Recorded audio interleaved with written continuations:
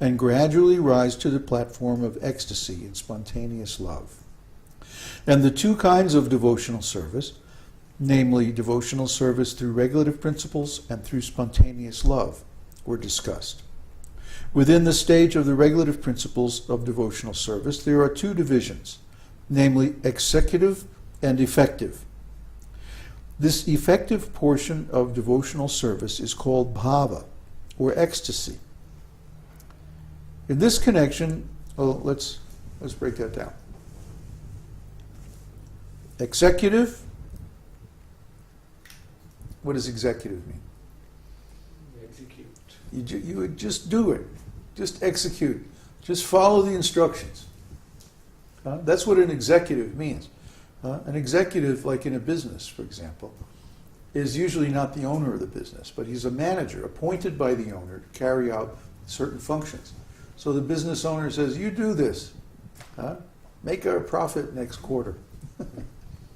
And the executive, like, yes, sir. He goes off and does it.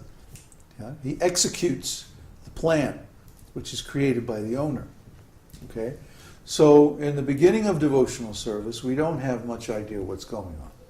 It's like we just have to execute the instructions. Just do it. Why? Because it says here, that's what you're supposed to do. If we get into a big, long explanation, then it gets in the way of actually doing. So in the beginning, it's best to just do it. Okay? But then you reach a stage called the effective stage. And you know, I think that actually should be affective. Affective. There's a difference between the English word effect and affect. Affect, or affective, is a psychological term that refers to the emotional experience that you get from some process, or, it's called affect, emotional affect.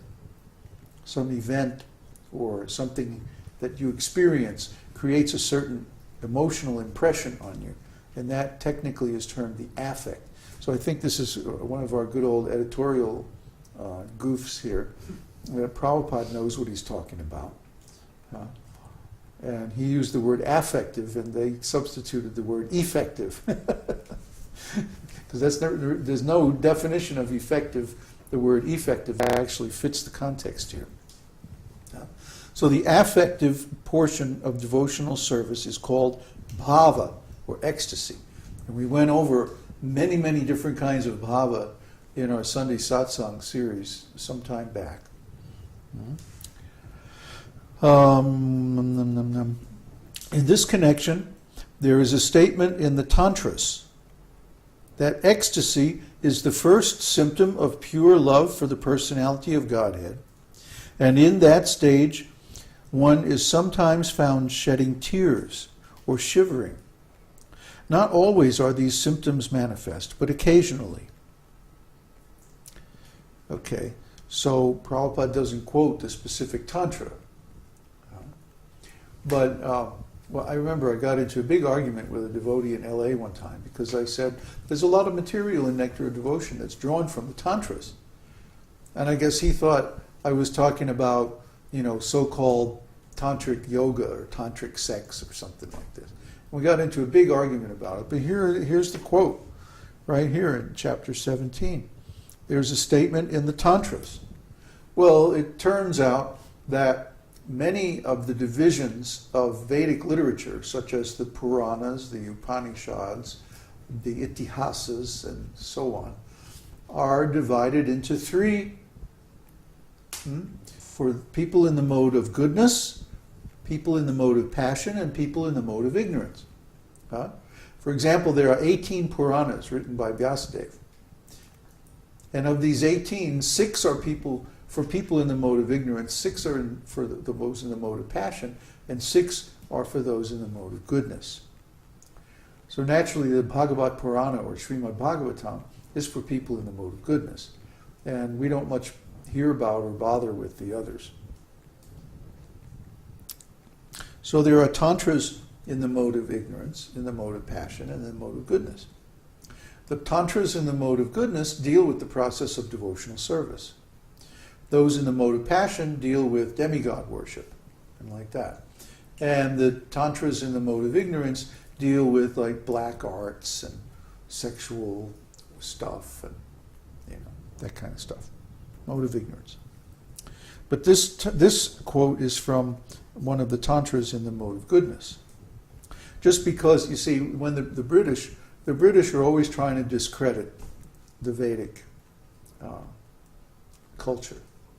So when they translated the tantras, the first ones that they translated were the weird, Buddhist tantras having to do with different sexual rituals and stuff like this.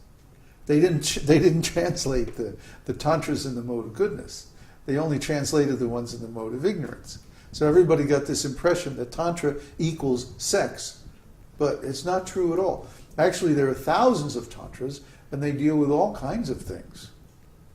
Everything from the highest devotional service to how to do many practical things like agriculture and building, and how to do temple worship, how to select a guru, how to manage a family, how to manage economy, and so many things. Tantras are very extensive. But the theme of the tantras that ties them all together is how to live a spiritual life in the material world. So here we're getting a quote from the tantra that the affective portion of devotional service is called bhava, or ecstasy. In this connection, there's a statement in the tantras that ecstasy is the first symptom of pure love for the personality of Godhead, and in that stage one is sometimes found shedding tears or shivering. Not always are these symptoms manifest, but occasionally. When King Ambarish was put into difficulty by Durvasa, he began to think of the lotus feet of the Lord, and thus there were some changes in his body, and tears were falling from his eyes. These symptoms are activities of ecstasy. They are visible in the shivering of the body and the shedding of tears. After the outward appearance of these ecstatic symptoms, they stay within the mind, and continuation of the ecstasy is called samadhi. This stage of appreciation becomes the cause of future exchanges of loving affairs with Krishna. You understand? It's just like in a disease, there's the acute stage of disease, and then there's the chronic stage of the disease. In the acute stage of a disease, one may have external symptoms like fever and maybe breaking out in spots and stuff like that. But in the chronic stage of a disease, it remains like in a dormant phase. And there may be some symptoms, but they're more internal. You see?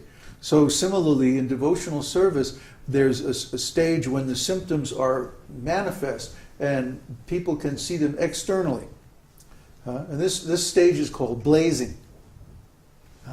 When someone is blazing, when ecstatic symptoms are blazing, like a fire that's blazing, it's putting out a lot of flames and light, and everyone can see. That's like the acute stage of devotional service. But then there's a chronic stage where these symptoms go deep within the heart, and over a long period of time they cause changes in our heart. Our heart becomes cleansed and purified and focused on Krishna. See? Out of ecstatic love. And this ecstatic love can build up for a long time, months or weeks or years even, and then suddenly burst forth in flaming. Like that. And that's called smoldering. Smoldering. Just like right now, the fire is smoldering. It's gone down a little bit. But then if you put some more sticks and you change the arrangement of the logs, boom, it'll flare up like that. It'll blaze. So similarly, the certain external impetus for devotional service will cause a blazing up of this fire, that's incubating in the heart of the devotee, and the symptoms become visible. Elevation to this stage of I should mention that. Then one begins to contemplate internally on this ecstasy. You see? Devotional ecstasy doesn't mean like always running around like a madman and falling on the ground and doing this and that. It may happen sometimes. And certainly when one attains a new platform or a new higher level of ecstasy, there's often a breakthrough experience when the symptoms are manifest externally like that. But then after that, the same ecstatic love that causes those symptoms becomes internalized. You see? And it becomes a focus of one's contemplation over a substantial period of time. And this is called samadhi. It means a constant contemplation or constant relishing of devotional love. You'll often see a devotee just kind of off somewhere,